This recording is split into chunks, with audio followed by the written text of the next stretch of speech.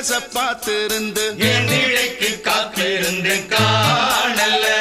மணி 7 8 ஆன பின்னும் ஊரடங்கி போன பின்னும் சோறு தண்ணி வேணும்னு